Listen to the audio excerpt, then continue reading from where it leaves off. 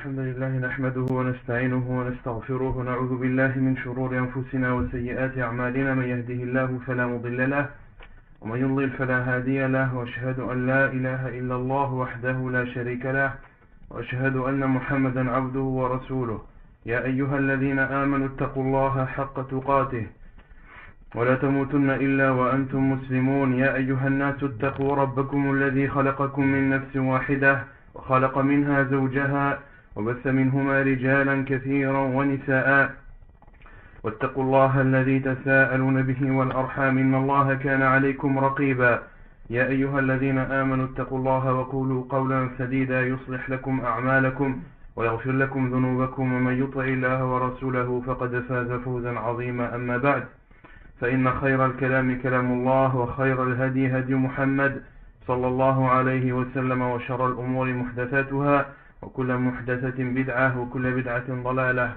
وكل ضلالة في النار. Donc nous continuons l'explication du livre Al-Wajiz fi fiqh as-sunnah wal kitab al-aziz, l'essentiel dans la compréhension du Coran et de la Sunna. La semaine dernière, on a entamé le livre du mariage, appelé en arabe An-Nikah. On avait donné les deux explications, l'explication littéraire et l'explication juridique du terme An-Nikah, du terme mariage en arabe. Qu'est-ce que ça signifie dans la langue arabe, le terme Nikah, fil lugha? Non. Au niveau de la langue arabe, tout d'abord. Non. Des personnes qui se marient, Non. ou soit il y a la deuxième explication, soit il passe à l'acte. Non, moi je parle au niveau de la langue arabe. Là tu me donnes l'explication au niveau du shara, au niveau de l'islam, mais le terme, la signification du terme nikah en arabe, non. Rassembler, oui. Ahsan, c'est en arabe ça veut dire rassembler et réunir. Et dans le sens islamique, le nikah ça veut dire Passer à l'acte, non. Il y a combien de sens? Il y a deux. Le premier c'est marier des personnes. C'est al-aqd, de faire l'acte de mariage. Et le second c'est Passer à l'acte. C'est d'avoir le rapport intime avec son épouse. Dans quel cas est-ce que le terme nikah veut dire acte de mariage? Non?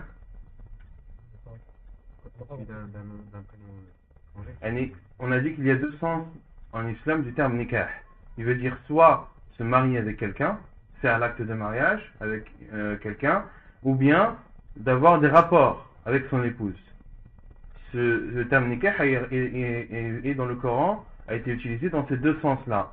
Dans quel contexte est-ce qu'il veut dire aqd, acte de mariage, et dans quel contexte est-ce qu'il veut dire avoir des rapports intimes? Non.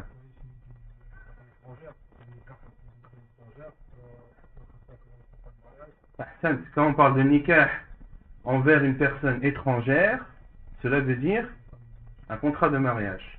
Nakahtu mara'atan. Quand tu dis nakahtu mara'atan, je me suis marié avec une femme. Le terme nakaha ici veut dire j'ai fait un acte de mariage. Et le second? Et lorsque l'on dit nakaha zawjatahu, il s'est marié avec sa femme, si on traduit dans le sens littéraire, ça veut dire au niveau de l'islam nakaha zawjatahu ay jama'a zawjatahu, c'est-à-dire il a eu un rapport avec sa femme. Taïb. On avait cité les preuves de ceci dans le Coran, dans les deux cas dans lesquels le terme nakaha veut dire al-aqd, et dans l'autre cas où il veut dire avoir des rapports avec son épouse. Taïb. Ensuite on a parlé du jugement du mariage en islam. Quel est le jugement du mariage en islam? Non. Sunnatun mu'akkada. C'est une sunna fortement recommandée. Est-ce que c'est une sunna fortement recommandée dans tous les cas? Non. Non. Non. Ça peut être une obligation pour certaines personnes. Ça peut être une obligation pour certaines personnes, mais ça peut être aussi détestable, mais ça peut être aussi conseillé. Allez, ça rentre dans le préférable. Est-ce que ça peut être interdit de se marier? Non. Non. Oui ou non? Oui. Interdit de se marier avec une personne qui est interdite. Bien sûr, le mariage il peut être interdit à une personne. Par exemple, il est interdit de se marier avec une femme qui est par exemple dans le laps, dans sa idda, appelé en arabe al-idda, c'est le laps de temps lorsque un homme divorce de sa femme, il y a une période à respecter de 3 menstrues. Durant cette période, est-ce qu'il est autorisé à quelqu'un de se marier avec elle? Non, donc c'est un mariage interdit. Mais le mariage en général, le jugement du mariage en général, c'est que c'est une sunna mu'akkada et c'est la sunna des prophètes et envoyés d'Allah alayhim salam. Et c'est aussi une sunna du prophète sallallahu alayhi wa sallam. Et on avait cité le hadith de Arrah, des 3 hommes qui sont venus, dont l'un a dit, quant à moi, je ne me marie pas avec les femmes. Je ne me marierai pas avec les femmes. Amma ana fala atazawwaju an-nisa. Et le prophète sallallahu alayhi wa sallam a réprimandé ces 3 hommes, dont l'un s'était promis de ne plus manger, de jeûner ponctuellement, l'autre de prier tout le temps, de ne jamais dormir, et le 3e de ne jamais se marier. Et le prophète sallallahu alayhi wa sallam a dit, amma ana, quant à moi, je suis d'entre vous celui qui craint le mieux ou le plus Allah, et quant à moi, je dors et je prie, je mange et je jeûne et je me marie avec les femmes. Et celui qui se détourne de ma sunna ne fait pas partie de moi. Et les savants ont rendu obligatoire le mariage pour qui? Non? Pour celui qui a les moyens et qui a peur de tomber dans le péché de l'adultère ou de la fornication. Donc dans ce cas, pour cette personne, il lui est obligatoire de se marier. Quelle est la preuve qu'il est obligatoire de se marier? Non? La règle de fiqh, Ahsan, qui dit que une chose qui mène à une autre chose obligatoire devient elle-même obligatoire. Ahsan, une chose qui mène à une chose obligatoire, cette même chose est obligatoire. Autrement dit, si pour faire une chose obligatoire, tu dois en faire une autre, alors de faire cette chose devient obligatoire. Même si à la base elle ne l'est pas. Donc le jugement du mariage c'est une sunna muakkada, mais lorsque, pour te préserver de la fornication, de l'adultère, et de te préserver de la fornication, de l'adultère, est-ce que c'est une obligation? Oui. Pour arriver à cette obligation, le seul moyen que tu as, c'est de te marier. Or, le mariage est une sunna muakkada, mais dans ton cas à toi, c'est une obligation. طيب. Concernant le hadith connu de beaucoup de gens, qui dit que le mariage, c'est la moitié de la religion. Que c'est la moitié de la religion, et dans le hadith, il est dit, et craignez Allah dans l'autre moitié. Est-ce que ce hadith est authentique ou pas? Sachant que beaucoup de gens le disent et qu'il est connu de la plupart des personnes. Non? Hadith jugé sahih. Beaucoup se demandent la question, est-ce que ce hadith est authentique? Oui, le hadith est authentique. Il a été authentifié par Sheikh al-Albani rahimahullah ta'ala. Ensuite, on avait parlé des critères qu'il fallait choisir chez une femme avec laquelle on a l'intention de se marier. Quels sont ces critères que l'on avait cités? Non, ça va. Qu'elle soit musulmane,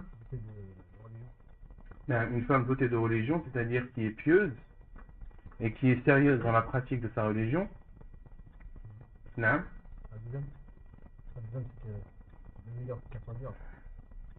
Ahsan, il est préférable aussi qu'elle soit vierge, car le prophète sallallahu alayhi wa sallam avait conseillé ainsi à ses compagnons, sauf dans quel cas?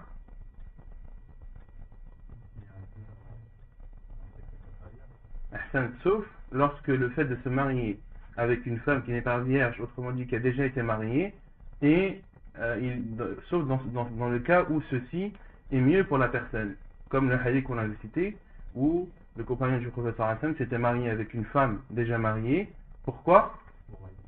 Ahsan, pour que cette femme puisse éduquer et inculquer les bonnes valeurs à ses sœurs que lui avait laissé son père, rahimahullah.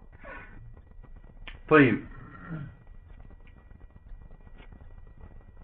Et quelles sont en général les choses qui poussent une personne à se marier avec une femme? Le professeur Hassan les a cités dans un hadith. Naam, tfadal.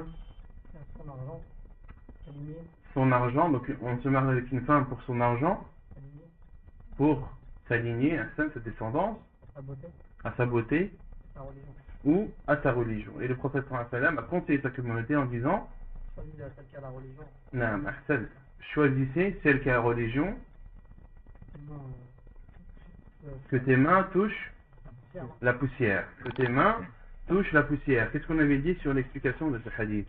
Que tes mains touchent la poussière. Qu'est-ce que le prophète sallam voulait dire par là? Naam. Il y a deux avis, deux explications des savants. Naam. La première, c'est pour appuyer l'importance de la chose. C'est l'exemple du Naam, Ahsan. La première explication, c'est que le prophète sallam a dit cela sans le vouloir. Plutôt a dit cela sans en vouloir le sens, que c'est une expression en arabe qui est utilisée pour appuyer un conseil ou un appel. Le prophète sallam a dit que tes mains touchent le sable sans vouloir ce sens, car c'est une expression qui était utilisée à l'époque pour appuyer la chose, comme le prophète sallam a dit à Mu'ad, lorsqu'il lui a parlé de la langue, il lui a dit Sakilatka ou Mu'ad, que ta mère te perde ou Mu'ad. Et c'est une expression utilisée en arabe qui n'est pas voulue en elle-même, mais dont le but est d'attirer l'attention de la personne. Et la deuxième explication qui est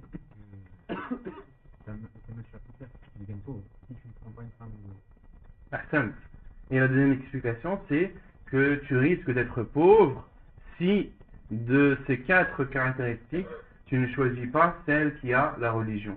Autrement dit, si tu prends une femme pour autre que sa religion, tu risques de connaître la pauvreté dans ta vie. Et bien ensuite, la troisième caractéristique que doit avoir une femme et que le professeur Hassan nous a conseillé, c'est la femme qui enfante et qui est féconde. Car le professeur Hassan a dit Tazawwajul waluda al-walud. Mariez-vous avec les femmes douces et les femmes qui sont fécondes, fa inni mukathirun bikum al-umam yawm al-qiyamah, car je veux être parmi les communautés le jour du jugement celle qui sera la plus nombreuse. Celle qui sera la plus nombreuse. Donc parmi les buts du mariage, il y a le fait pour la personne de se préserver et il y a aussi le fait pour la personne de fonder une famille et d'accroître le nombre des serviteurs et de musulmans dans cette communauté. Et concernant les hommes, quelles sont les caractéristiques que doit rechercher la femme chez un homme avec qui elle veut se marier? Non. La femme, dirait une personne douée de religion. Non, une personne douée de religion, Hassan, Un bon comportement. et qui a Un un bon comportement. Car le prophète Hassan a dit, si vient à vous quelqu'un dont vous êtes satisfait de la religion et du comportement, le prophète Hassan a dit, Fazawijou, mariez-vous ou mariez-le, il la taf'alou, si vous ne faites pas, il risque d'y avoir une grande fitna, une grande turpitude sur terre. Et on avait donné 3 exemples ou 3 moyens de connaître une personne. Donc concernant sa religion, c'est de voir qu'il est assidu à ses prières, de voir en lui un bon comportement, de voir en lui la crainte d'Allah subhanahu wa ta'ala, de voir en lui qu'il ne commet pas les grands péchés et qu'il s'acquitte de ses obligations. Et concernant le comportement, c'est tout ce qui est en rapport avec sa façon d'être, sa façon d'agir, sa façon de réagir, est-ce qu'il est nerveux ou pas, est-ce qu'il est avare ou pas, etc., etc. Et on avait donné 3 moyens de connaître une personne. Ces 3 moyens sont, le premier, de voyager avec lui, le second, de commercer avec lui, et le troisième, de demander à son entourage et à son voisinage, de questionner son voisinage sur le comportement de cette personne et ce qu'il pense d'eux. Ce sont 3 moyens qui permettent au tuteur de la fille ou aux proches de la fille, qui lui permettront d'avoir les éléments nécessaires pour juger telle ou telle personne si il accepte qu'elle se marie avec sa sœur ou sa fille. Et on avait dit qu'il n'y avait pas de mal à proposer sa fille ou sa sœur à des personnes pieuses, comme l'a fait Omar ibn al-Khattab radiallahu anhu, lorsqu'il a proposé sa fille Hafsa radiallahu anha, il a proposé à Uthman radiallahu anhu, puis à Abu Bakr radiallahu anhu, et enfin c'est le prophète sallallahu alayhi wa sallam qui s'est marié avec elle. طيب يقول المؤلف النظر إلى المخطوبة.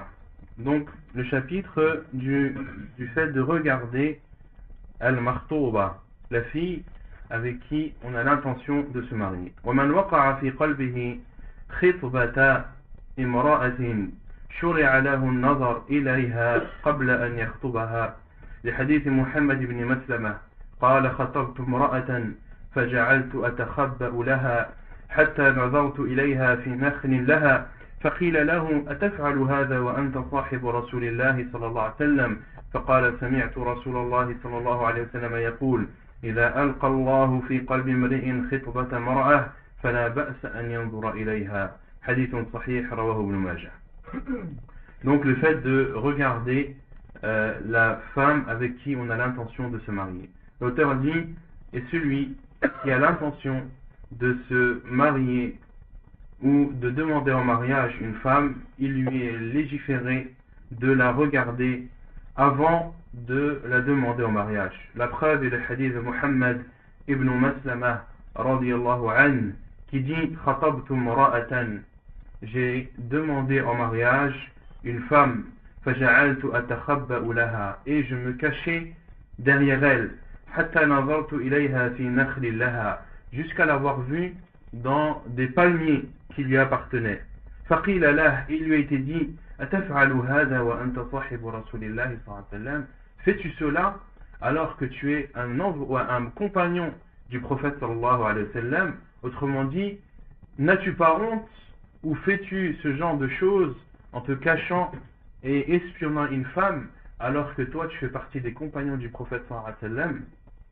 Et il a répondu, Muhammad ibn Maslama a répondu, j'ai entendu le prophète sallallahu alayhi wa sallam dire, lorsqu'Allah met dans ton cœur la volonté, lorsqu'Allah met dans le cœur d'une personne la volonté de demander une femme en mariage, فَلَا بَأْسَ أَنْ يَنظُرَ إِلَيْهَا, il n'y a pas de mal à ce qu'il la regarde. Hadith authentique rapporté par Ibn Majah. وعن المغيرة بن شعبة رضي الله عنه قال أتيت النبي صلى الله عليه وسلم فذكرت له امرأة أخطبها فقال اذهب فانظر إليها فإنه أجدر أن يؤدم بينكما. Et selon Al-Mughira ibn Shu'ba radiyallahu anhu, il dit, je suis venu vers le prophète sallallahu alayhi wa sallam et je lui ai parlé d'une femme que j'avais l'intention de demander en mariage. فقال اذهب فانظر إليها فإنه أجدر أن يؤدم بينكما. Va, pars et va la voir, car cela est plus propice à ce que l'union perdure entre vous. Car cela sera plus propice à ce que l'union perdure entre vous. Hadith authentique rapporté par Al-Nasa'i et At-Tirmidhi. Dans ces hadiths, il y a l'autorisation à l'homme qui désire demander en mariage une femme de voir d'elle, de la regarder et de voir ce qui apparaît d'elle. Et à ce sujet, il y a une divergence des savants. Certains savants disent que lorsque tu vas la voir chez elle, avec la présence de son tuteur, qu'il t'est autorisé de ne voir d'elle que son visage et ses mains. Et lorsque tu la regardes sans qu'elle ne sache, sans qu'elle en ait la connaissance, alors il est autorisé de voir ce que tu peux. Et d'autres savants ont dit qu'il est autorisé de voir plus que le visage et les mains, même lorsqu'elle en est consciente, même lorsqu'elle en a la connaissance. Et ça, c'est l'avis de Cheikh Al-Albani rahimahullah, et il utilise comme preuve le hadith de Omar ibn Khattab radiyallahu anhu, lorsque il est venu demander en mariage une femme, la fille d'un des compagnons appelé Ali radiyallahu anhu. Non. Donc, et parmi leurs preuves, il y a déjà ce hadith que le prophète sallallahu alayhi wa sallam a dit, lorsque Allah subhanahu wa ta'ala met dans le cœur de quelqu'un, d'un homme, la volonté de demander en mariage, il n'y a pas de mal à ce qu'il la regarde. Et le prophète sallallahu alayhi wa sallam n'a pas défini ici les limites de ce qu'il avait le droit ou non de regarder. Et il utilise aussi un autre hadith du prophète sallallahu alayhi wa sallam, lorsque l'un d'entre vous, comme le prophète sallallahu alayhi wa sallam a dit, إذا خطب أحدكم المرأة فإن استطاع أن يرى ما يدعو إلى نكاحها فليفعل. Le prophète sallallahu alayhi wa sallam a dit dans un autre hadith, authentifié par Cheikh Al-Albani, lorsque l'un d'entre vous veut demander en mariage une femme et qu'il a la possibilité de voir d'elle ce qui lui profitera dans le mariage, ou ce qui l'aidera à prendre sa décision pour le mariage, alors qu'il fasse. Et ils utilisent aussi le hadith, comme j'ai dit, où Omar ibn al-Khattab radiyallahu anhu a demandé en mariage une des filles d'un des compagnons appelé Ali radiyallahu anhu, et Omar ibn al-Khattab radiyallahu anhu a découvert le mollet de cette fille. Et elle a dit, je n'aurais pas accepté si ce n'était pas Amirul Mu'minin, si tu n'étais pas le guide des croyants, Amirul Mu'minin, je n'aurais pas accepté ce genre de geste. Et Omar al-Khattab radiyallahu anhu, si il a découvert le mollet de cette fille, c'est que cela était autorisé. Omar al-Khattab radiyallahu anhu, qui est parmi les compagnons du prophète sallallahu alayhi wa sallam, ou à qui le prophète sallallahu alayhi wa sallam a promis le paradis, et c'est de la communauté de Muhammad sallallahu alayhi wa sallam, le troisième, le meilleur étant le prophète sallallahu alayhi wa sallam, puis Abu Bakr, puis Omar al-Khattab radiyallahu anhu. C'est le numéro 3 de la communauté musulmane. Et faisant un geste comme celui-ci, venant de sa part, ne peut être qu'une preuve que cela est autorisé. Et d'autres savants jugent que ce hadith ou ce athar de Omar al-Khattab radiyallahu anhu n'est pas authentique, il le considère faible, et donc reste sur le fait que l'homme, lorsqu'il demande une femme en mariage, il ne doit voir d'elle que son visage et ses mains. Et les savants qui autorisent à voir plus que le visage et les mains disent que cela est meilleur, car beaucoup de divorces ont lieu à cause de choses que voit le mari après le mariage qu'il aurait pu voir avant. S'il avait vu ces choses avant de se marier, il ne l'aurait pas fait.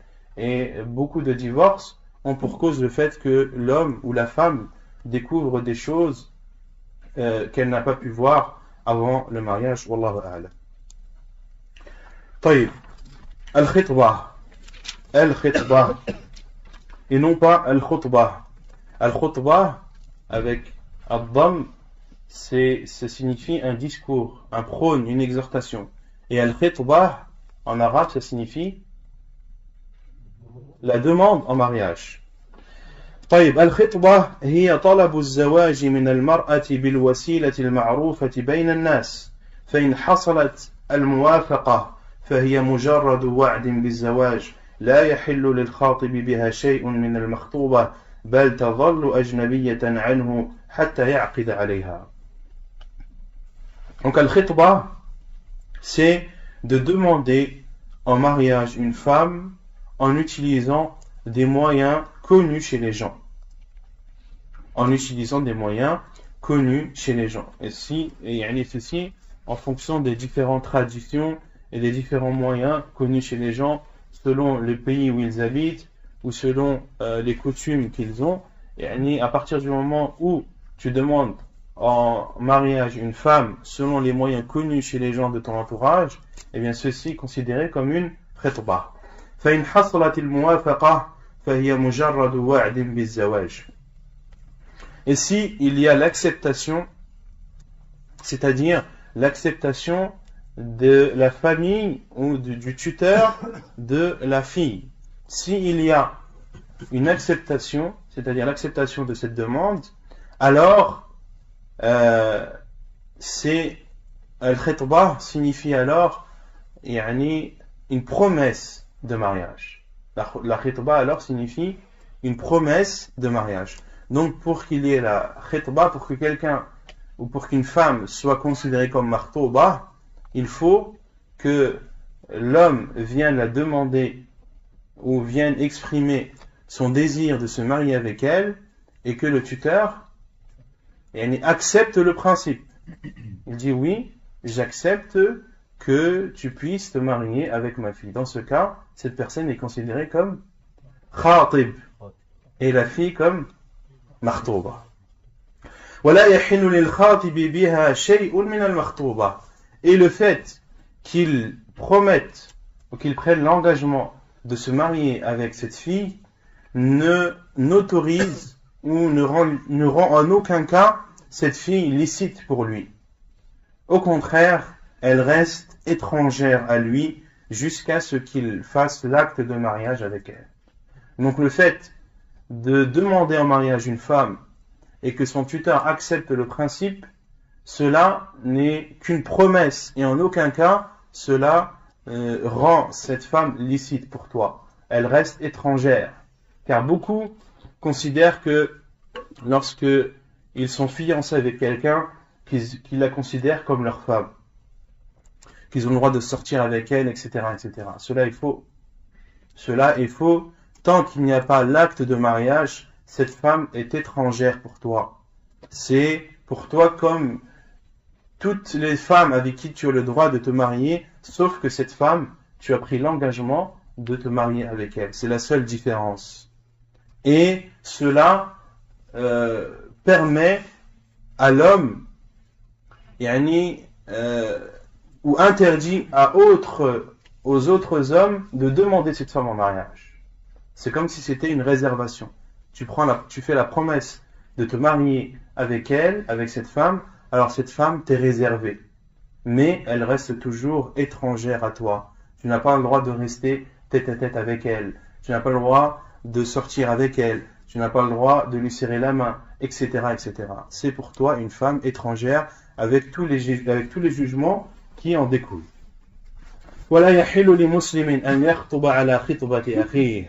Et il est interdit aux musulmans de demander en mariage une femme qui a déjà été demandée par son frère.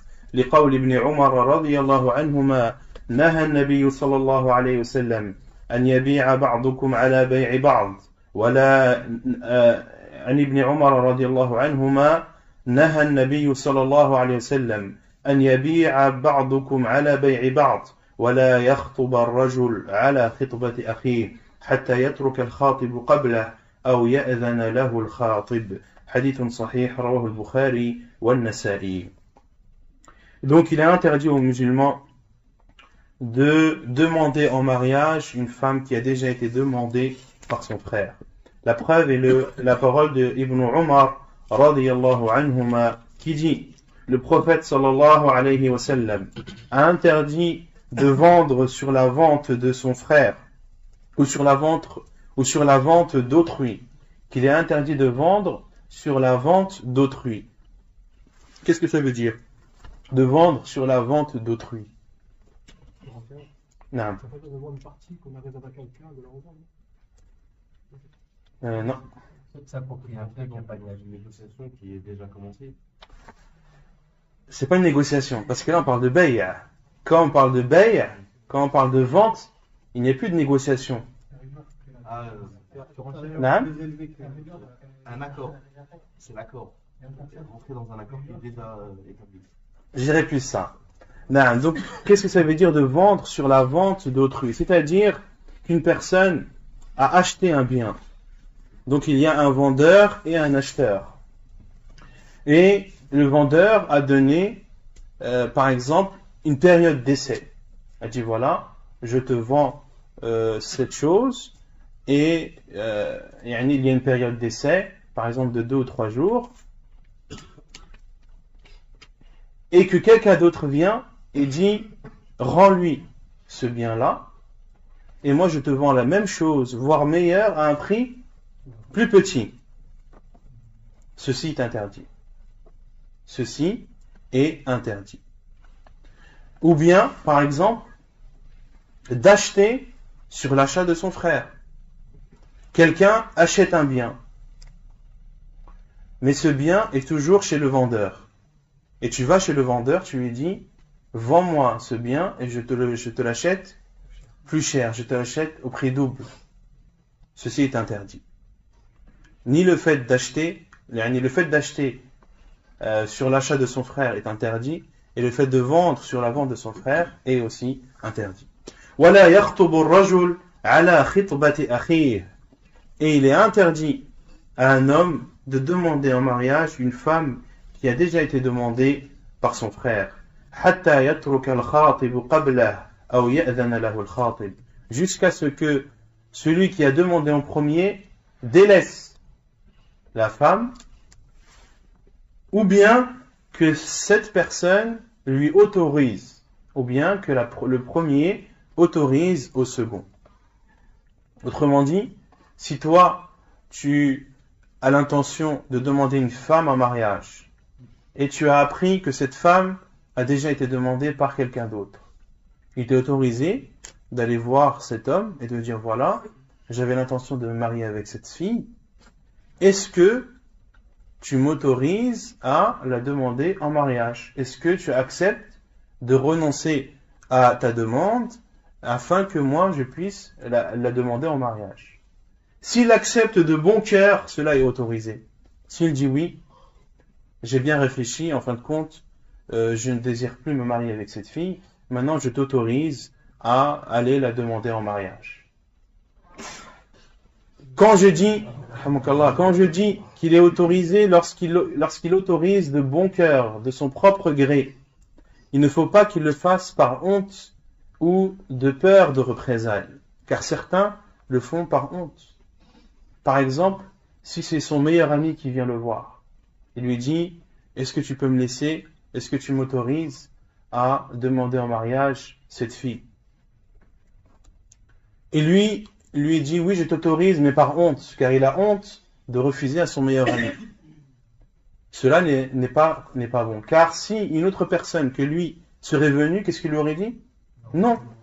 Si c'était une autre personne que son meilleur ami, en aucun cas, il n'aurait cédé et n'aurait autorisé qu'on demande en mariage. Dans ce cas, cela n'est pas considéré comme valable. De même, pour celui qui le fait de peur de représailles, comme si c'est une personne violente, ou une personne qui a un pouvoir, ou qui peut nuire cette personne, et il autorise de peur de représailles, de peur qu'il lui fasse du mal, ou qu'il lui octroie certains de ses droits.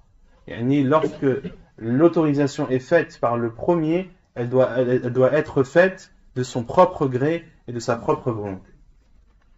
Le prophète sallallahu alayhi wa sallam a dit ici, وَلَا يَخْطُبُ الرَّجُلُ عَلَى خِطْبَةِ أَخِيهِ, et que l'homme ne demande pas en mariage une fille qui a déjà été demandée en mariage par son frère, autrement dit par un musulman.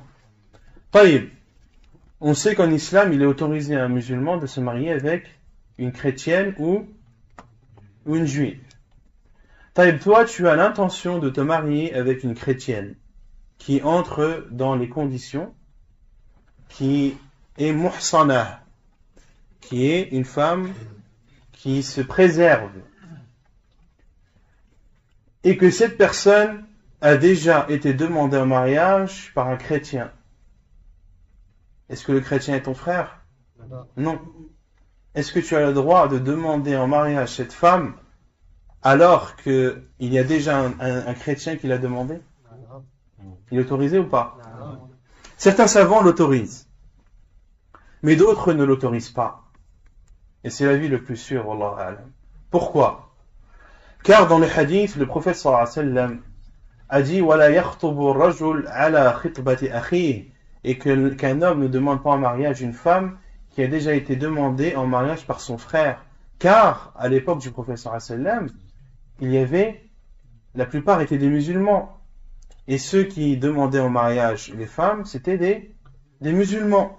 Donc le prophète sallallahu alayhi wa sallam a dit ce hadith pour parler de ce qui était le plus fréquent. Et les savants qui interdisent de demander en mariage une femme qui a déjà été demandée par un non-musulman disent que cela est ce qu'il y a de plus raisonnable, et ceci également, le fait de demander en mariage une femme qui a déjà été demandée par un chrétien ou un juif montrerait une mauvaise image de l'islam. Et les chrétiens et les juifs, qu'est-ce qu'ils diraient des musulmans? Regardez ces animaux, ils ne respectent personne, un tel a demandé telle femme, et sans scrupule, sans honte, sans éthique, ils vont et ils demandent sans demander l'autorisation ou d'attendre que la chose se concrétise ou s'arrête. Et le second avis, qui est l'interdiction, est l'avis de Cheikh Ibn Uthaymin rahimahullah, qui interdit à un musulman de demander en mariage une femme qui a déjà été demandée par un non-musulman, par respect pour lui,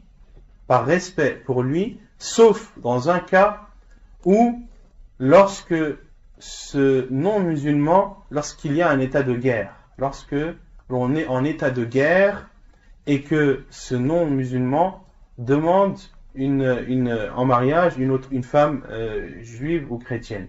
Car en temps de guerre, il n'y a pas les non-musulmans ne sont pas respectés comme ceux, contrairement à un état de paix où il y a des accords entre les musulmans et les non-musulmans, et ces accords doivent être respectés. Et pareil, pour la vente, est-ce qu'il est autorisé de vendre sur la vente d'un non-musulman? Non. Est-ce qu'il est autorisé d'acheter sur l'achat d'un non-musulman? Non non plus, car ceci montrerait un mauvais exemple de la religion musulmane. Wallahu a'lam. ولا يحل خطبة المعتدة من طلاق رجعي لأنها زوجة. Et il n'est pas autorisé de demander en mariage une femme qui est dans sa période appelée al-idda min talaqin raj'i, d'un divorce où la femme revient à son mari, c'est-à-dire lors du premier divorce ou lors du second. Lorsque l'homme divorce de sa femme la première fois, il y a une période appelée al-idda de 3 menstrues. La femme doit rester chez son mari. Et beaucoup malheureusement ne respectent pas cela. Lorsque la femme a des problèmes avec son mari, la première chose qu'elle fait, elle plie ses bagages et elle retourne chez maman. Cela n'est pas autorisé en islam. La femme doit rester dans la maison de son mari, même s'il y a de l'attention, même si il y a cela, le fait qu'il a divorcé, elle doit rester pendant une période de 3 menstrues dans la maison de son mari. Et durant cette période de 3 menstrues, est-ce que cette femme est considérée comme étant la femme de cet homme, ou est-ce qu'elle est considérée comme étant étrangère? Elle est considérée comme ça, comme sa femme, car il a le droit de la récupérer à n'importe quel moment. Durant ces 3 mois ou ces 3 périodes de menstrues, il est autorisé à l'homme de récupérer sa femme à tout moment. Et lorsqu'il la récupère pendant la période, est-ce qu'il doit refaire un acte de mariage? Oui ou non? Non. Il refait l'acte de mariage que lorsque la période est écoulée. Donc, elle reste sa femme. Il est donc interdit à un homme de la demander en mariage, car elle est déjà mariée. Donc, il est interdit de demander en mariage une femme qui est dans cette période de divorce. كما لا يجوز التصريح بخطبة المعتدة من طلاق بائن أو وفاة زوج. De même qu'il est interdit de demander de façon claire et évidente en mariage une femme qui est pendant sa période de divorce, d'un divorce sans retour. Un divorce sans retour, qui est un divorce au bout de La troisième fois. Lorsqu'un homme divorce de sa femme 3 fois, il ne lui est plus autorisé de se marier avec elle jusqu'à ce qu'elle se marie avec un autre homme et que le mariage soit consommé. Ou bien une femme qui a perdu son mari, une veuve dont la période qui suit la mort de son mari, la période, l'idda, sa idda, elle, doit être de 4 mois et 10 jours. Durant ces 4 mois et 10 jours, et durant ces 3 périodes de menstrues pour celle qui a été divorcée pour la 3e fois, il n'est pas autorisé de dire de façon claire ou de prononcer de façon claire et évidente une demande en mariage. La femme qui a été divorcée pour la 3e fois, est-ce qu'elle a une idda ou pas? La femme qui a été divorcée au bout de la 3e fois par son mari, lorsqu'il la divorce, est-ce que c'est sa femme ou pas? Non. Pourquoi? Car il n'a plus le droit de se marier avec elle jusqu'à ce qu'elle fasse un autre mariage. Est-ce qu'il y a une idda à respecter ou pas? Est-ce qu'il y a toujours les trois périodes de menstrues? Oui. Et où la femme doit-elle les faire? Dans la maison de son mari ou dans la maison de ses parents? Ses parents, pourquoi? Car ce n'est plus sa femme et ce n'est plus son mari. Donc elle n'a plus le droit de rester dans sa maison car ce n'est plus son mari. Et elle doit respecter la idda de 3 menstrues dans la maison de ses parents. طيب. ولا بأس بالتعريض لقوله تعالى ولا جناح عليكم فيما عرضتم به من خطبة النساء أو أكننتم في أنفسكم. Et il n'y a pas de mal à faire des allusions. At-ta'rid en arabe, ce sont des allusions. Il n'y a pas de mal à faire des allusions au mariage à une femme qui est pendant sa période de divorce, après le 3e divorce, ou une femme qui est veuve. Il n'est pas autorisé, on l'a dit, de la demander de façon évidente, mais qu'il est autorisé de faire des allusions au mariage, comme de dire par exemple, j'aimerais qu'Allah subhanahu wa ta'ala m'accorde une femme pieuse, ou bien je suis dans le besoin de me marier, de faire des allusions au mariage à cette femme. Elle comprend ce que l'homme veut dire, mais il n'y a pas de demande claire, ce n'est pas clair, c'est seulement une allusion au mariage qui est faite. Ou bien de dire par exemple, lorsque ta idda sera terminée, eh bien je te contacterai, ou bien contacte-moi, ou bien c'est vrai que c'est une occasion à ne pas manquer, etc., etc. De faire des allusions sans demander en mariage de façon claire, et ceci par respect pour le premier mari, pour la femme qui a été divorcée 3 fois, et par respect pour le mari qui est décédé et dont la idda pour la femme est de 4 mois et 10 jours. Ceci par respect pour l'ancien mari. Et concernant la femme qui est mu'tadda min talaqin raj'i, celle qui est en train de faire sa période de divorce, un divorce avec retour, est-ce qu'il est autorisé de faire at-ta'rid, de faire des allusions? Non. Il n'est ni autorisé de demander de façon claire, ni de faire des allusions. Car c'est une femme qui est mariée. C'est une femme qui reste mariée. La preuve pour les allusions, c'est la parole d'Allah subhanahu wa ta'ala وَلَا جُنَاحَ عَلَيْكُمْ فِيمَا عَرَّضْتُمْ بِهِ مِنْ خِطْبَةِ النِّسَاءِ. Et on ne vous reprochera pas de faire aux femmes allusion à une proposition de mariage. أَوْ أَكْنَنْتُمْ فِي أَنفُسِكُمْ. Ou bien de garder cela secret en vous. Il est autorisé de vouloir se marier avec une veuve, mais de garder cela pour soi. Car certains disent non, il ne faut pas que j'ai cette pensée en moi.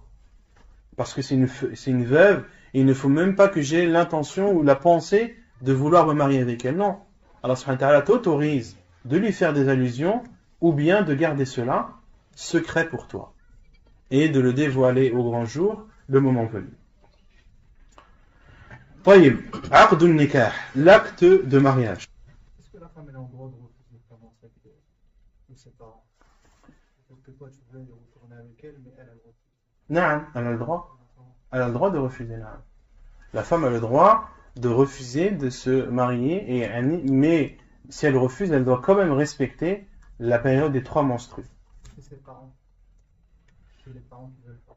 Est-ce qu'elle est plus dans sous la responsabilité de son mari? Elle sort de sa responsabilité ou est-ce que... Non. Comme on a dit, elle reste sa femme. Et le prophète sallam a dit وَكُلُّكُمْ رَاعٍ وَكُلُّكُمْ مَسْئُولٌ عَنْ رَعِيَّتِهِ. Vous êtes tous des bergers et vous êtes tous responsables de votre troupeau. Et le mari, lorsqu'il est marié à une femme, il est responsable de cette femme. Ce n'est plus le père de cette fille, ou son frère, ou son oncle, ou qui que ce soit, qui est responsable de cette femme, mais c'est son mari. Donc, même si son père ou autre refuse qu'elle se marie, qu'elle retourne avec lui, si elle le désire et lui le désire, eh bien, elle a le droit de le faire, même si... Même si elle a prononcé le divorce. Elle est en période de idda. Si elle est en période de... Elle sort de la période de... Ah, si elle sort. Si elle sort, il faut l'accord du wali. Si elle sort, si la période des 3 menstrues est écoulée, et là il faut refaire un acte jadid, il faut refaire un acte nouveau, avec toutes les conditions de l'acte. C'est-à-dire, l'ijab wal qaboul, on va voir justement ça, mais parmi les conditions, c'est que le wali, que le tuteur accepte l'accord du tuteur. Ça c'est obligatoire. طيب, عقد النكاح, l'acte de mariage. وركناه الإيجاب والقبول ويشترط لصحته. Donc l'acte de mariage. Quels sont les piliers de l'acte de mariage? Ils sont au nombre de 2. Al-ijab wal-qaboul. Al-ijab, c'est le fait que le tuteur de la femme dise à l'homme qui veut se marier: Zawwajtuka binati, je te marie ma fille un tel. نعم. Al-ijab, نعم. Al-ijab. Al-ijab, si on traduit littéralement, c'est le fait de rendre obligatoire. Comme si le wali, le tuteur, dit à l'homme qui veut se marier: je te marie à ma fille un tel. Zawwajtuka bibnati fulana. Donc ça c'est al-ijab. Et c'est un pilier. Donc durant l'acte du mariage, le tuteur doit obligatoirement demander cela à l'homme. Soit il lui dit Zawwajtuka aw nakahtuka. Zawwajtuka aw nakahtuka. Qui dans les deux sens veut dire je te marie à ma fille un tel. Donc ça c'est un pilier. Si le wali ne dit pas ça, l'acte n'est pas considéré comme valide. Wal qaboul. Est-ce que cela suffit que le tuteur de la femme te dise je te marie à ma fille un tel? Non. La budda min al qaboul. Il faut l'acceptation. Et l'acceptation provient de qui? Du mari. L'acceptation provient du mari. Et le mari dit j'accepte le mariage avec ta fille un tel. Donc là il y a al-ijab, la demande, ou plutôt l'obligation qui est dite à l'homme qui veut se marier, et l'acceptation de cet homme. Ce sont les 2 piliers du mariage. Et il est autorisé au tuteur de léguer quelqu'un. Le mieux c'est que le tuteur fasse cela de lui-même. Mais il a le droit de léguer quelqu'un. De dire voilà, je charge telle personne de parler en mon nom. Et de dire à l'homme qui va se marier, je te marie à la fille d'un tel. En son nom. Wal qaboul. Est-ce qu'il est autorisé à l'homme qui se marie de léguer quelqu'un d'autre? Oui ou non? Il est autorisé, na'am. Il est autorisé aussi au mari celui qui a l'intention de se marier, de léguer quelqu'un, parler en son nom. Par exemple, son père. Il t'a autorisé, toi, de léguer ton père, de dire voilà, tu dis à ton père, je veux que tu parles en mon nom et que tu acceptes le mariage en mon nom. Cela est autorisé. Comme cela est autorisé pour le tuteur, il est autorisé pour celui qui demande. Et pour que le mariage ou l'acte de mariage soit valide, il faut que des conditions soient respectées. Et ces conditions sont au nombre de 2. Awalan iznul wali. Premièrement, l'accord du tuteur. عن عائشة رضي الله عنها قالت قال رسول الله صلى الله عليه وسلم أيما امرأة ينكحها لم ينكحها الولي فنكاحها باطل فنكاحها باطل فنكاحها باطل فإن أصابها فلها مهرها بما أصاب منها فإن اشتجروا فالسلطان ولي من لا ولي له حديث صحيح رواه ابن ماجه وأبو داود والترمذي. Donc la première condition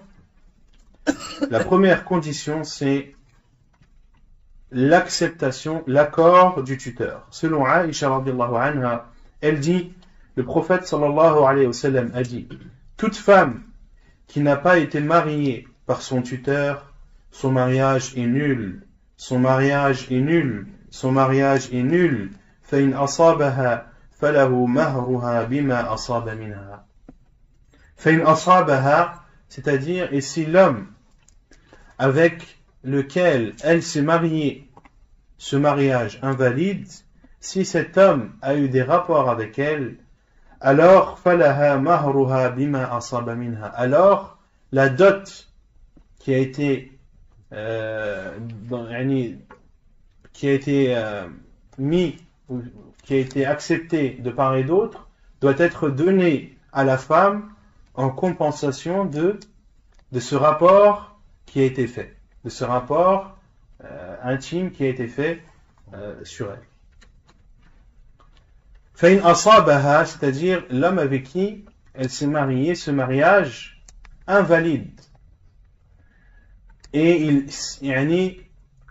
ils doivent être séparés. Les savants disent que ceux qui se sont mariés, ou la femme qui s'est mariée sans l'accord de son tuteur,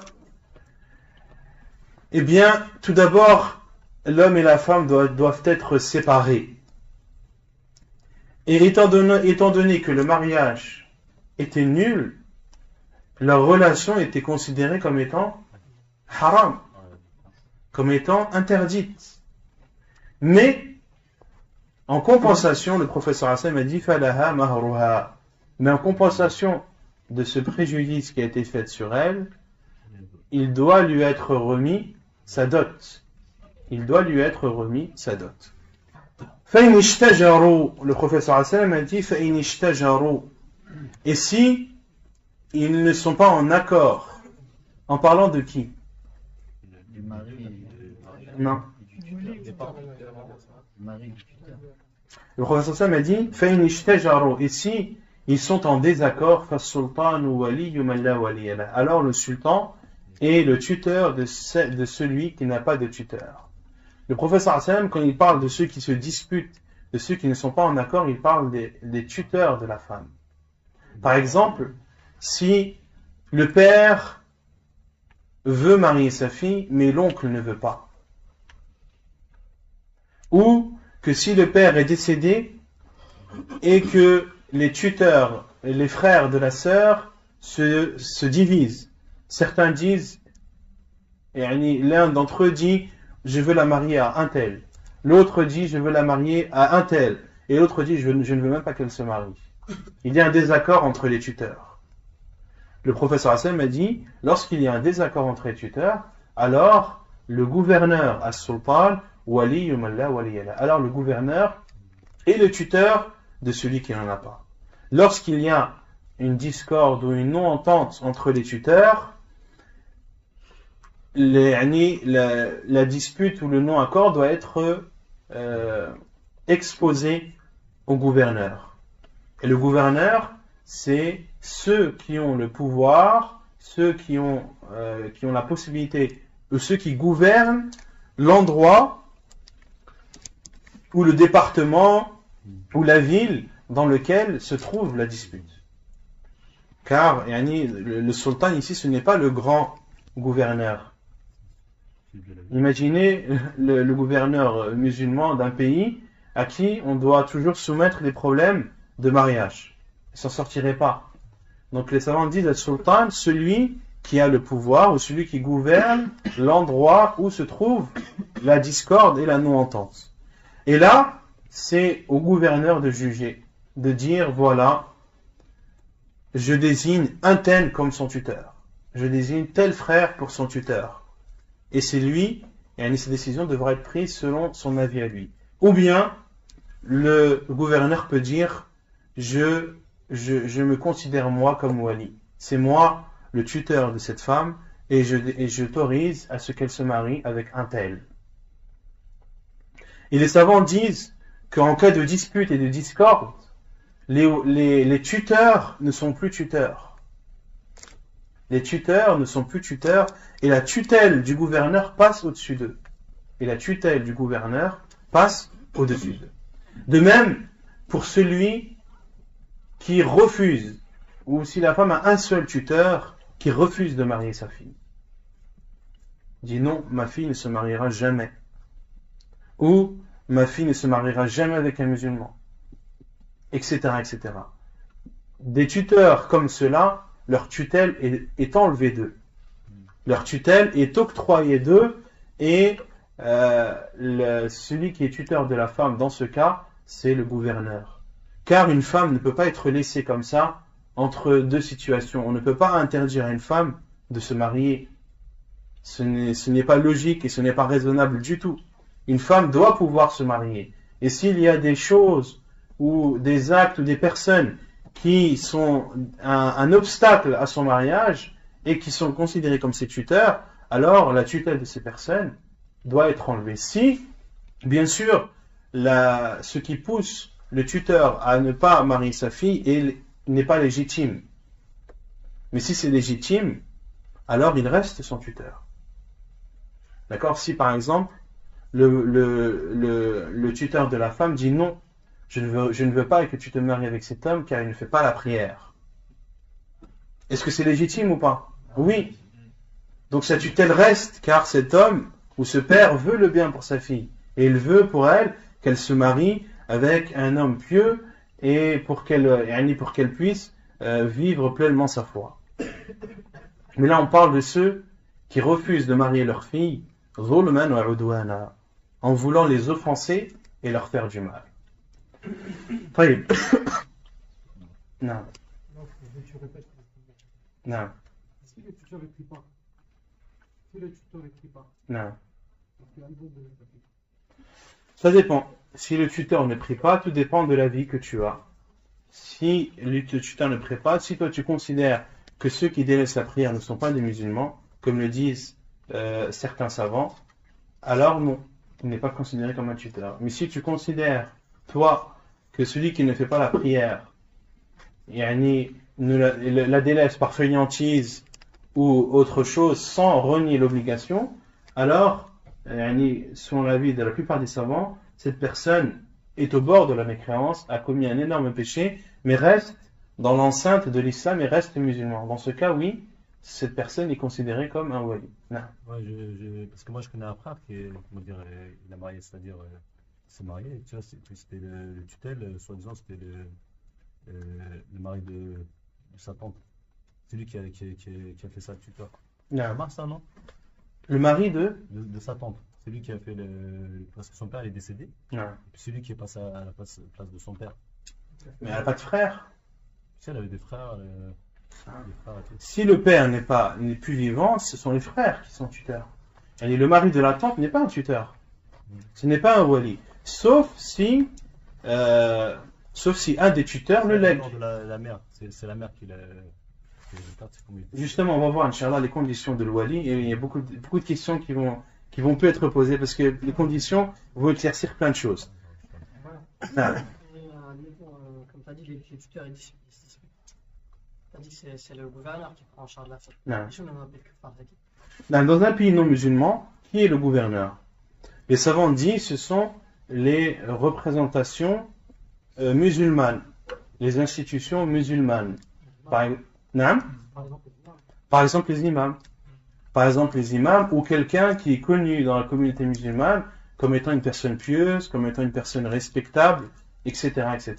Donc toi, si il y a une dispute, c'est d'aller voir l'imam de ta mosquée. Si tu sais que c'est une personne qui est pieuse, une personne qui est droite, d'aller la voir et de lui expliquer le problème. Comme le dit Cheikh Al-Fawzan, hafidahullah, il dit que dans un pays non musulman, même les autres savants le disent, que dans un pays non musulman, celui qui est considéré comme le gouverneur ou qui a la place du gouverneur en matière de mariage, ce sont les responsables des institutions musulmanes. Les responsables des institutions musulmanes ou ceux à qui on pose des questions, ceux qui font des fatawas, qui répondent aux questions des gens, ceux qui sont la référence et vers qui les gens retournent au niveau de la religion. Concernant Al-Wali, le tuteur, il y a des conditions que doit respecter le tuteur.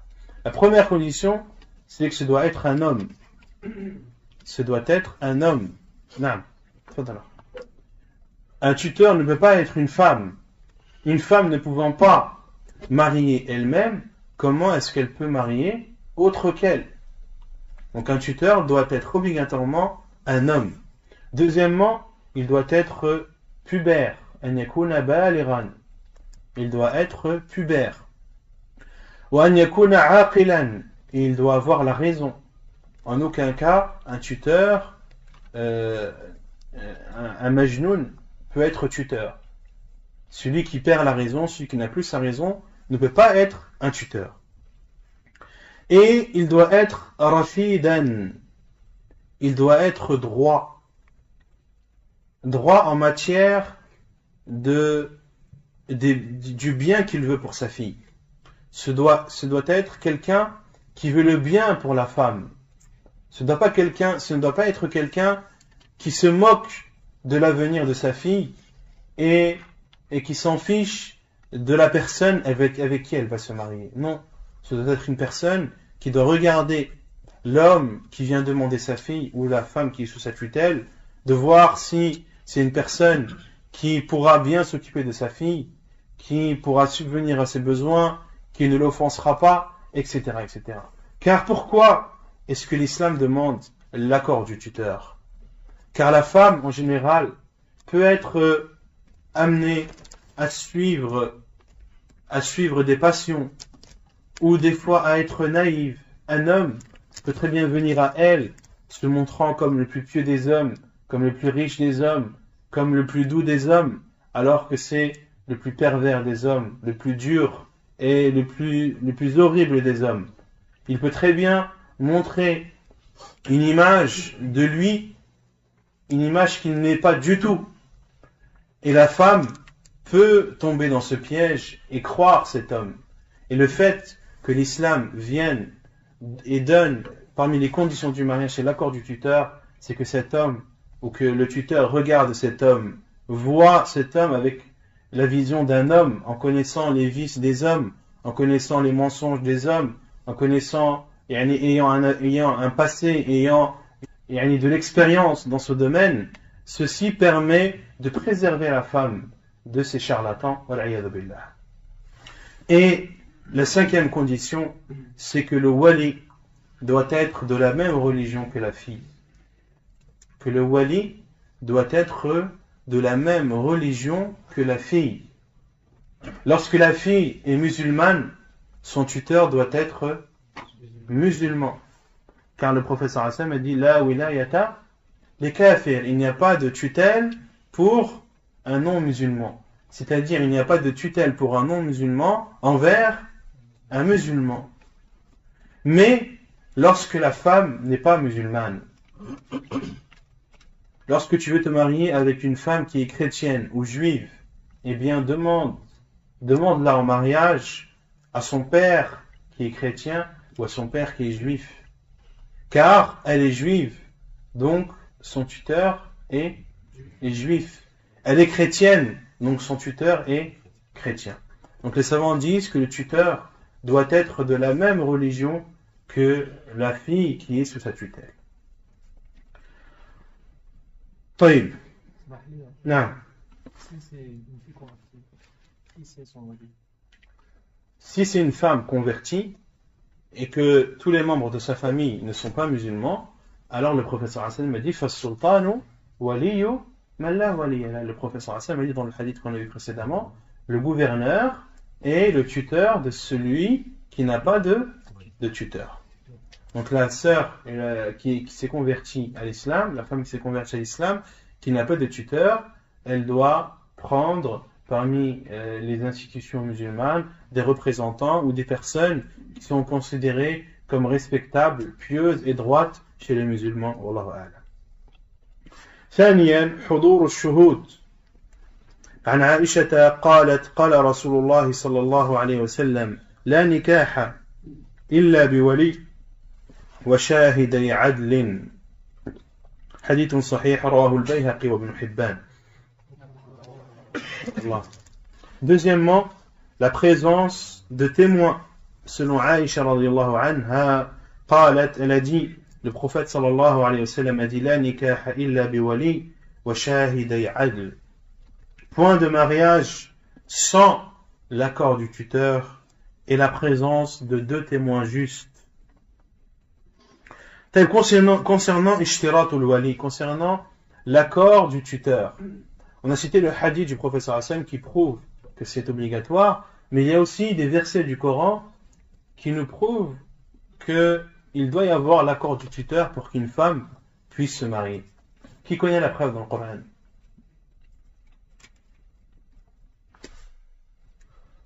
Personne? وَلَا تَنْكِحُوا الْمُشْرِكَاتِ حَتَّى يُؤْمِنْ. Et ne vous mariez pas avec des polythéistes, des femmes polythéistes, حَتَّى يُؤْمِنْ, jusqu'à ce qu'elles croient.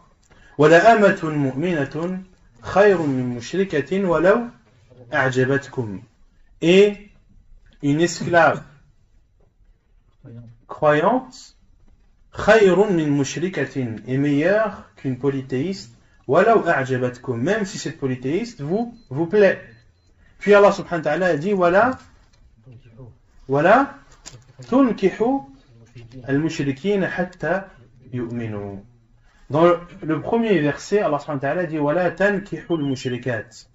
Ne vous mariez pas avec les polythéistes. Et dans le second verset, Allah subhanahu wa ta'ala dit وَلَا تُنْكِحُوا الْمُشْرِكِينَ حَتَّى يُؤْمِنُوا. Autrement dit, ne mariez pas les non-musulmans jusqu'à ce qu'ils croient. Ne mariez pas. Allah subhanahu wa ta'ala, il parle à qui? Au tuteur des femmes. Alors en disant, ne mariez pas les femmes. Il n'a pas dit aux femmes, ne vous mariez pas avec les polythéistes. Il a dit, wala tunkihu. Il n'a pas dit, wala tankihu. Wala tunkihu al-mushrikina hatta yu'minu.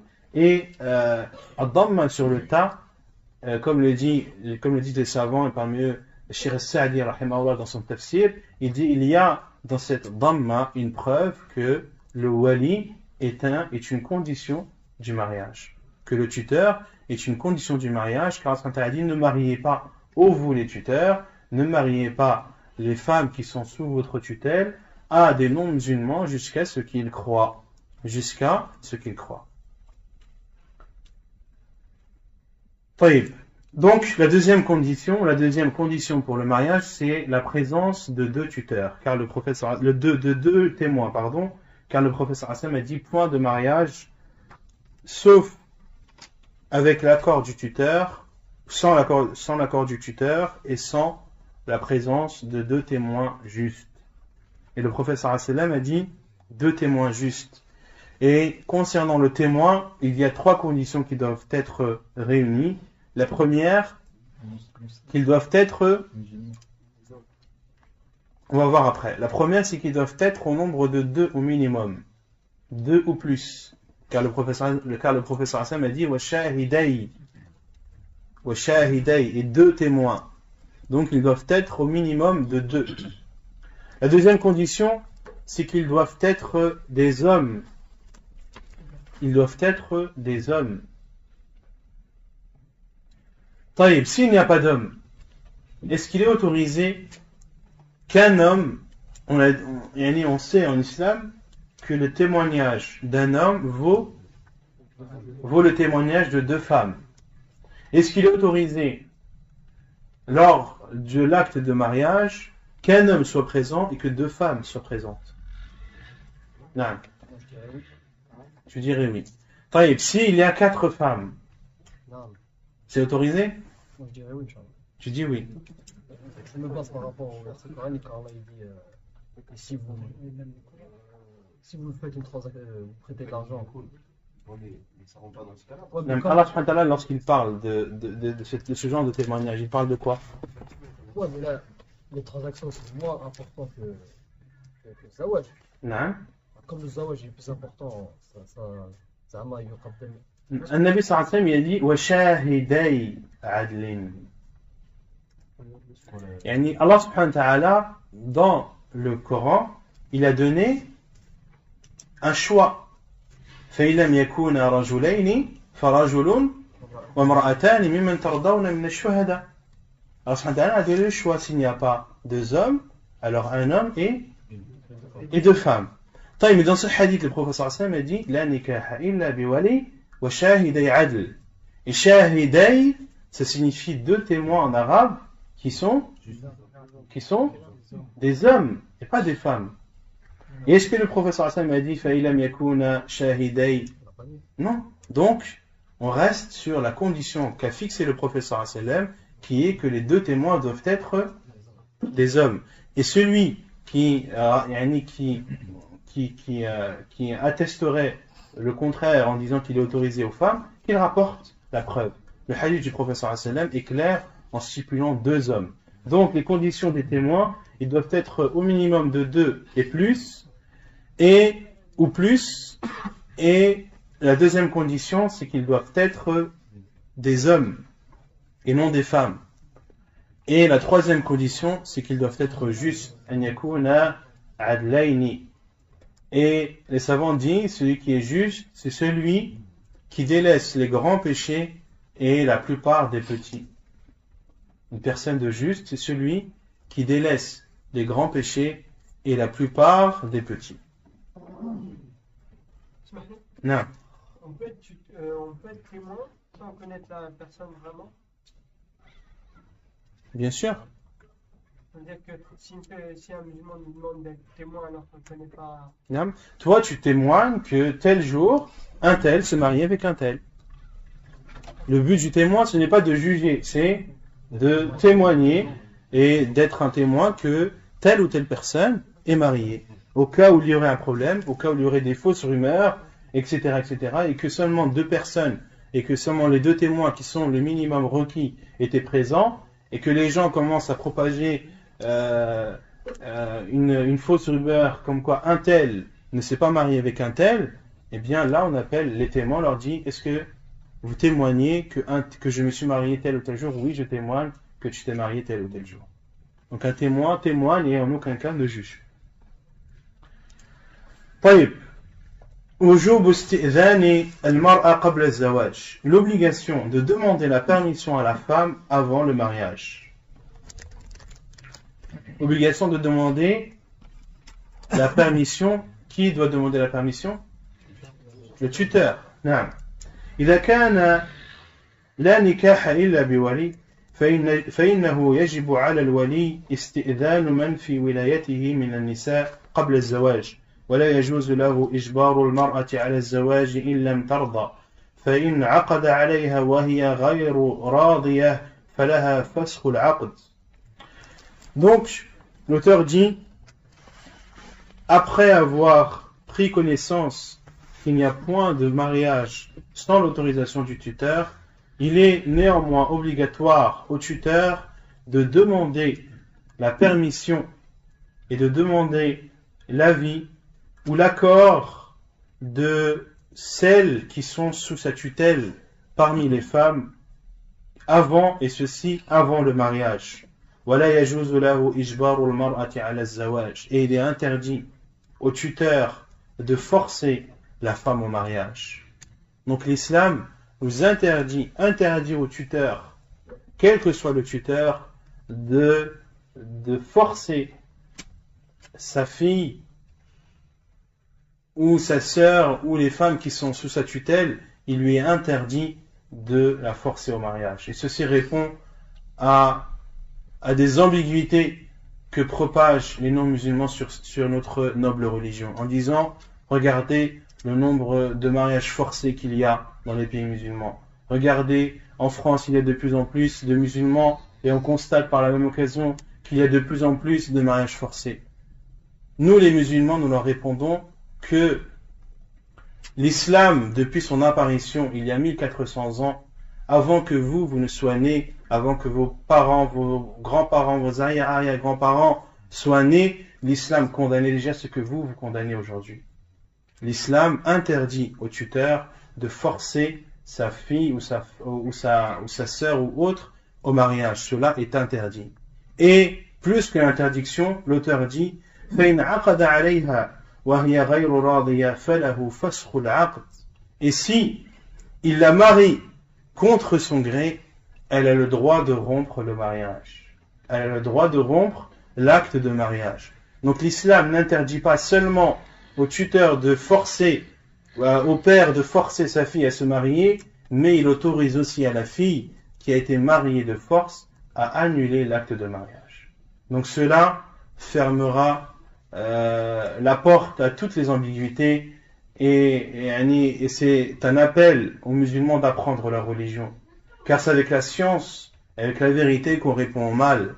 Beaucoup, wal'iyadu billah, tellement cette idée a été propagée dans les médias et autres, que certains croient qu'il est autorisé au tuteur de forcer sa fille au mariage. Certains croient que l'islam autorise cela, en prenant la religion de qui? Des kuffars, wal'iyadu billah. Donc ceci doit nous pousser à apprendre notre religion, car c'est une religion de justice. Allah subhanahu wa ta'ala a dit inni haramtu az-zulma ala nafsi. Allah subhanahu wa ta'ala s'est interdit la justice à lui-même. Il nous a interdit d'être injustes entre nous. Donc apprenons notre religion et apprenons la science, car la science est une lumière qui nous permettra de répondre et d'enlever les ténèbres de l'ignorance et de la mécréance. عن أبي هريرة رضي الله عنه أن النبي صلى الله عليه وسلم قال لا تنكح الأيم حتى تستأمر ولا تنكح البكر حتى تستأذن قالوا يا رسول الله وكيف إذنها قال أن تسكت حديث متفق عليه. Selon Abu Hurayra رضي الله عنه, le prophète sallallahu alayhi wa sallam a dit, la femme qui a déjà été mariée ne doit être mariée que lorsqu'elle en donnera l'ordre, jusqu'à ce qu'on lui demande la permission ou qu'elle en donne l'autorisation. Et on ne doit pas marier la fille vierge jusqu'à ce qu'on lui demande son avis.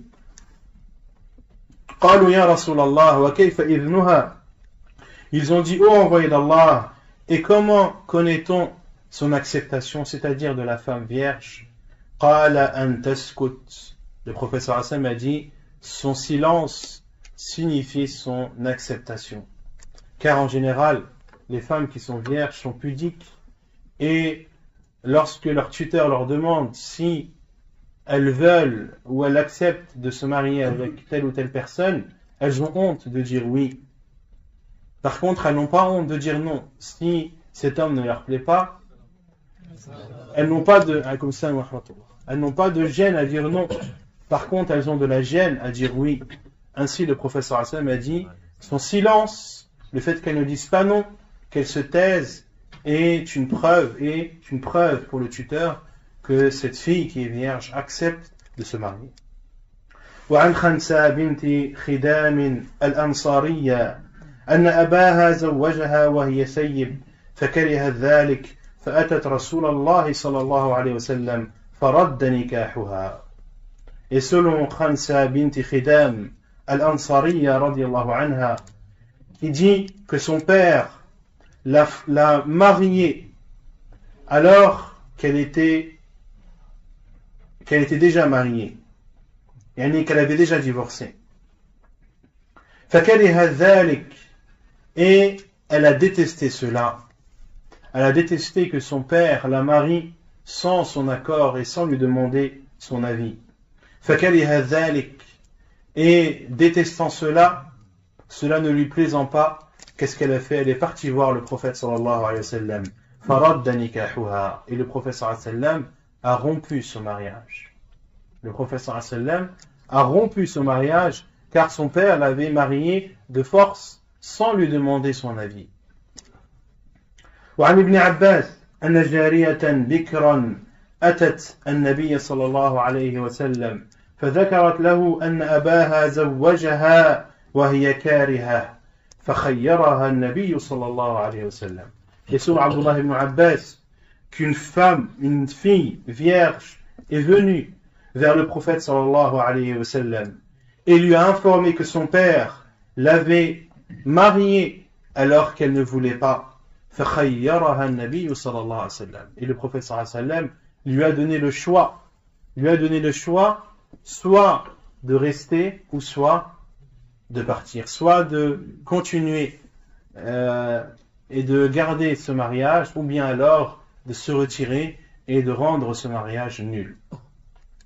Donc, ces hadiths sont des preuves évidentes qu'il est interdit au tuteur de forcer sa fille au mariage, qu'il est interdit au tuteur de marier, qu'il est interdit au père de marier sa fille sans lui demander son avis, et qu'il est autorisé à la femme qui a été mariée de force de rompre l'acte de mariage, comme l'a fait le prophète sallallahu alayhi wa sallam à plusieurs reprises. طيب ونكتفي بهذا القدر سبحانك اللهم وبحمدك أشهد أن لا إله إلا أنت أستغفرك وأتوب إليك.